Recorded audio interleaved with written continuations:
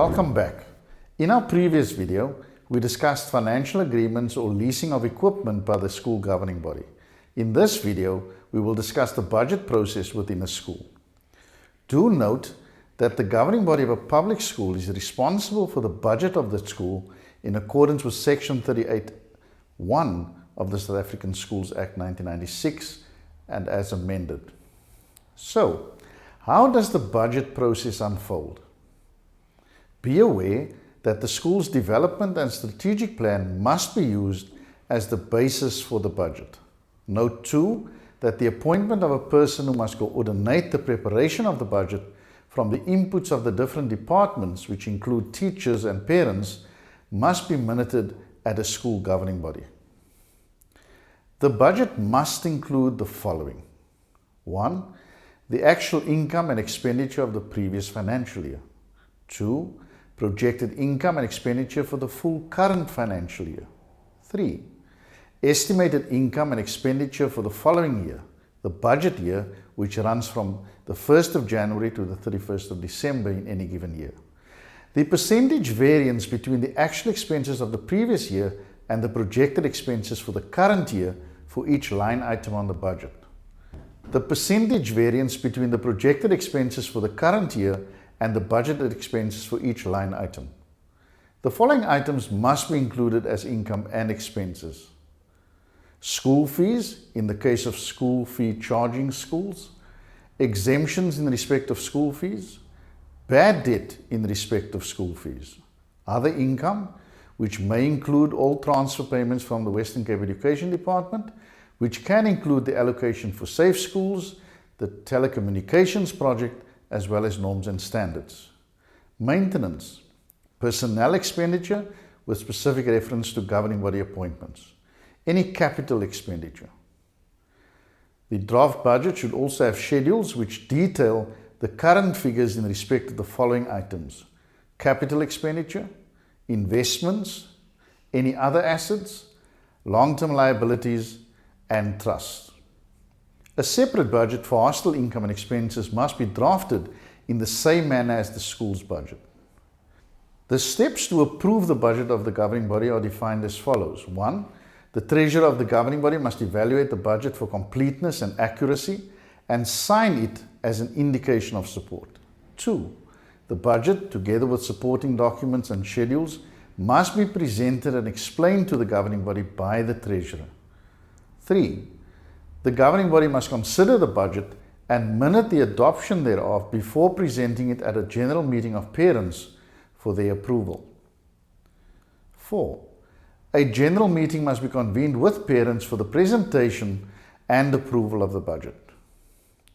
When the general meeting of parents is called to approve the budget, it should be preceded by the following. 1.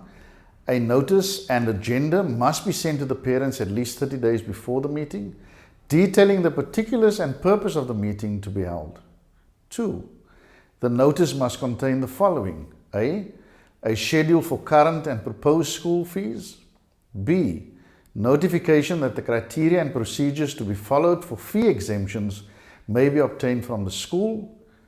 And C. Notification that the budget will be available for inspection at the school at least 14 days prior to the meeting. A further step is the invitation, which contains the agenda of the meeting and invites parents to attend the meeting.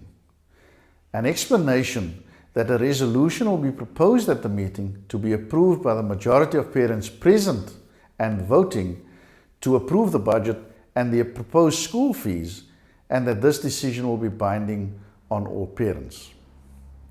At the budget meeting, the following must be done. You must maintain an attendance register. The minutes of the previous parent budget meeting must be read to the meeting.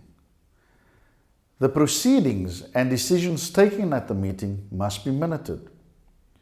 The detailed budget, as described, must be presented to the parents.